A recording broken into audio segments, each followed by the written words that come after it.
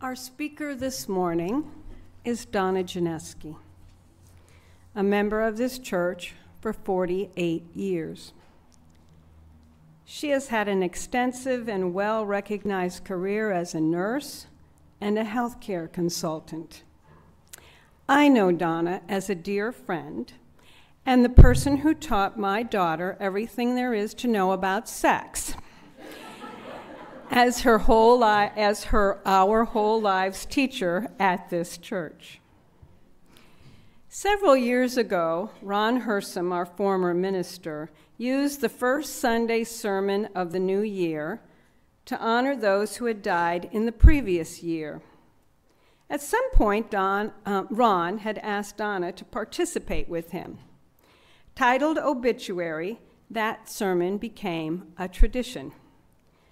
When Ron could no longer work due to his illness, Donna was asked to carry on, and she has done so at the beginning of every new year. We are so very fortunate that she is continuing this tradition again this year. Welcome, Donna Janesky.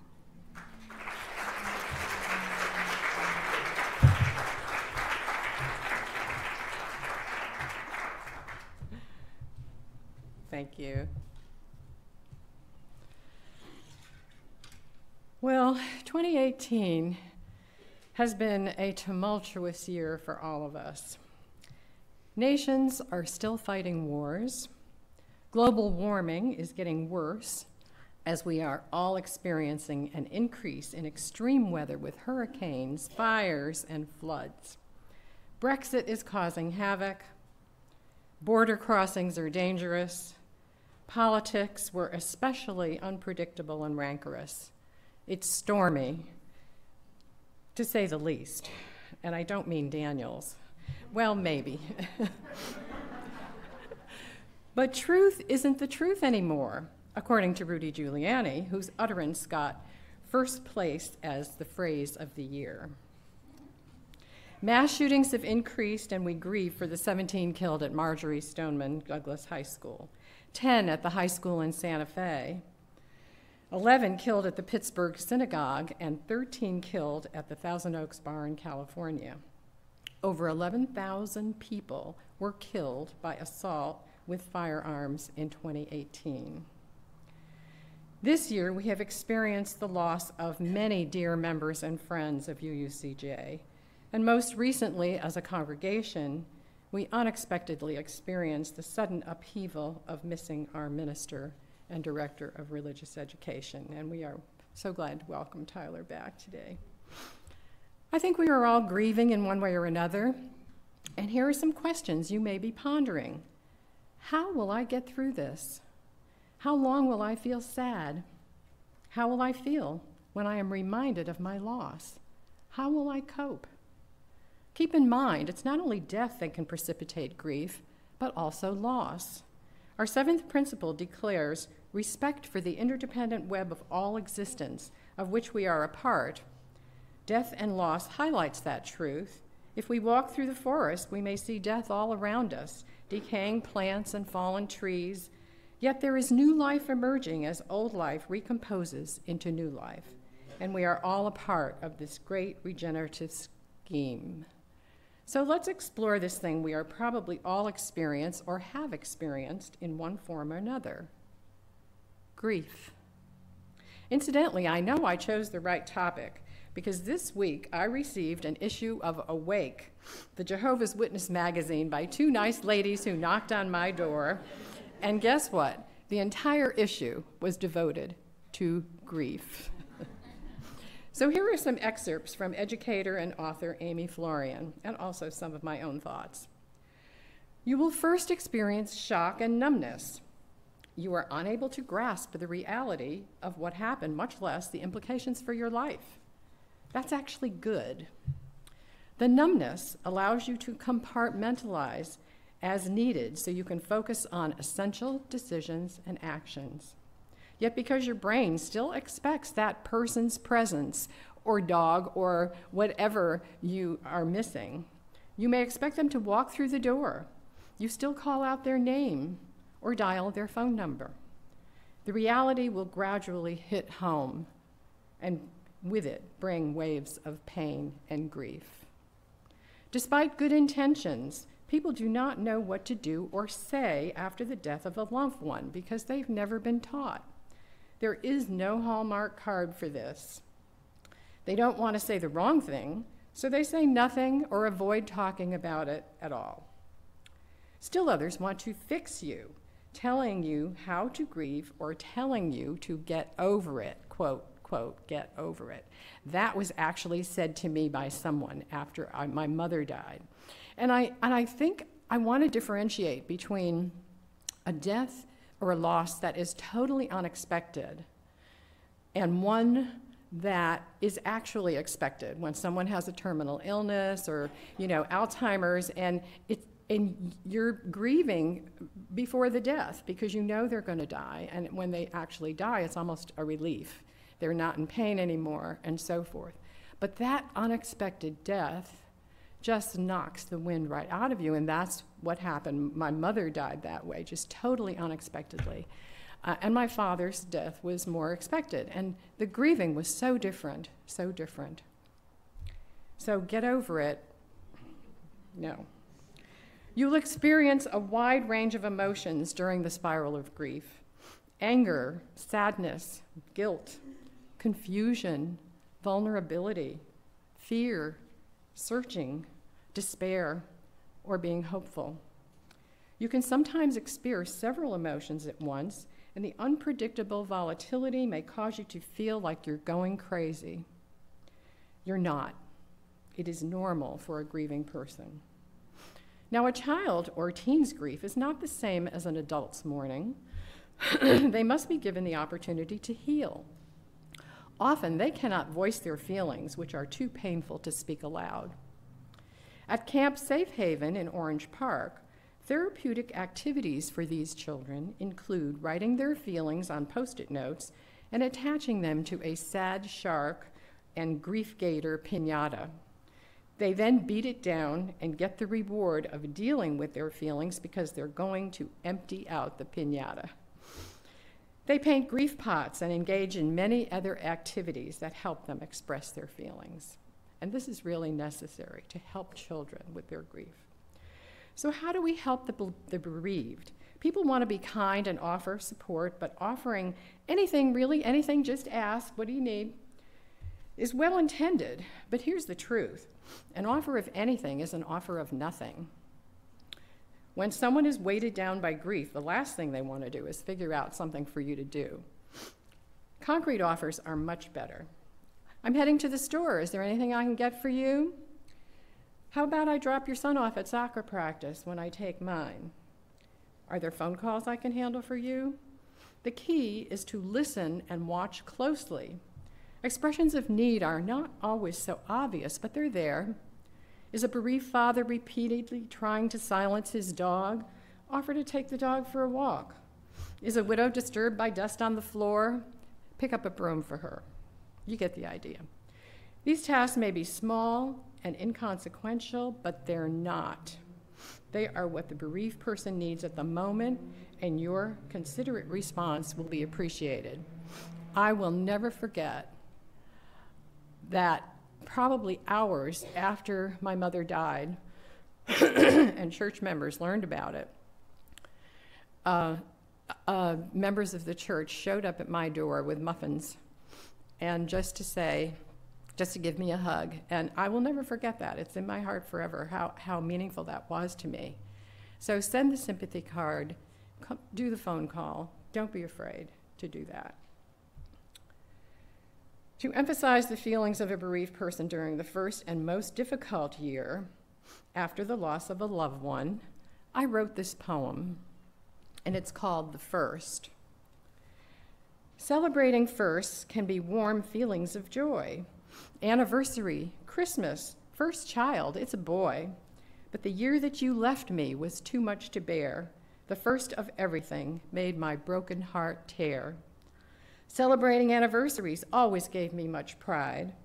What would I do now without you by my side? Your birthday was a party with friends far and near, The date on the calendar now causes much fear. And Christmas, oh, Christmas, the one that I dread. We celebrated this since the day we were wed. The memories are vivid with constant refrain. They give me both comfort and anguishing pain. Please understand my grief this first year. Each event brings both memories and unending tears. Stand by my side, and perhaps by next year, the firsts will be over, and I'll be of good cheer. So what can the grieving person do after the death of a loss or the loss of a loved one? Number one, face the grief. Allow whatever emotions arise without allowing others to judge you. Cry when you need to with no apologies. Smile and laugh too. Find ways to name, express, and gradually resolve your experience. Journals, drawing, exercise, sleep, get out in nature, and freely accept help from others. Do things that comfort you and take care of your fragile self. Number two, be patient with yourself. Grief is not over in a month or a year. The pain will diminish over time, but set no deadlines and follow your own path. Take whatever advice seems reasonable and ignore the rest. Expect that even years later, you will occasionally get ambushed. You love someone who died, so give yourself permission to mourn. Number three, build memories to carry with you. You will never forget, get over it, or put it behind you and get on with life. Instead, even as you learn to let go, you create memories and stories that you take with you the rest of your life. You carry that person, their love, and who you became because they lived. Rabbi Earl Grollman said, "The greatest memorial you can build to a person who dies is to live your life now as fully as possible, enriched by their memory." Number four, choose to heal. There is an element of healing that is choice. You can't go back. You don't get a do-over. Do you choose pain and grief, or do you choose to heal? Make the choice every hour, sometimes every minute. Healing and joy are possible. Your future may be very different from what you planned, but it can still be a good one. As we do every year, I would like to mention the names of notables who have left us in 2018. There are many more that can be mentioned here, but here are some you may recognize. Astronauts John Glenn and Alan Bean, Billy Graham, Stephen Hawking, Barbara and George H.W. Bush, John McCain, Winnie Mandela. Actors and singers Jerry Van Dyke, Vic Damone, Aretha Franklin, Margot Kidder, Tab Hunter, Burt Reynolds. Hee-haws Roy Clark, Penny Marshall, and John Gavin. Novelist Philip Roth, and playwright Neil Simon. And at the beaches, Leonard Doc Silver, who ran the corner drugstore in Neptune Beach for 30 years, and Mango Mike, the homeless veteran who endeared himself to the beach's community. The oldest person in the United States also died in 2018 at the age of 114. Her name is Delphine Gibson. Now, Leslie Brown of Cleveland Heights is the oldest person in the United States at 113. 115-year-old Kane Tanaka of Japan, born in 1903, is now the oldest living person in the world whose age has been documented. Several of our church family members and friends have left us this past year, and I will recall their names. Afesha Adams, professional, articulate, and dynamic university professor. Bill Gilmore, a former member who attended UCCJ with his wife Sue, who is here with us today. Thank you, Sue.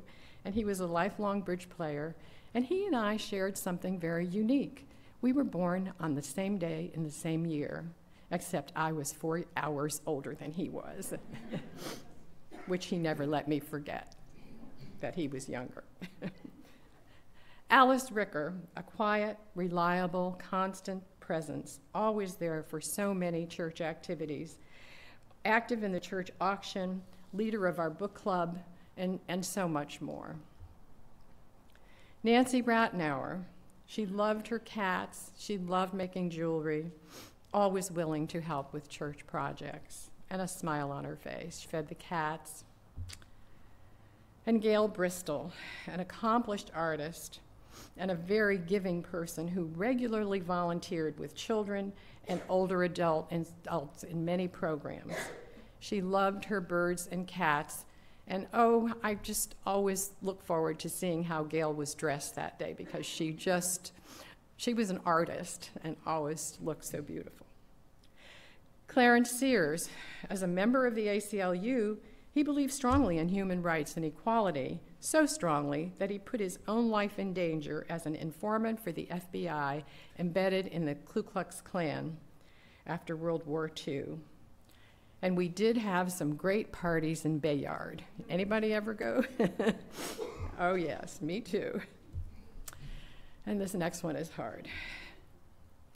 Kathy and Phil Rowan, the Irish girl and the Jewish boy from Brooklyn, who became Unitarians in Jacksonville.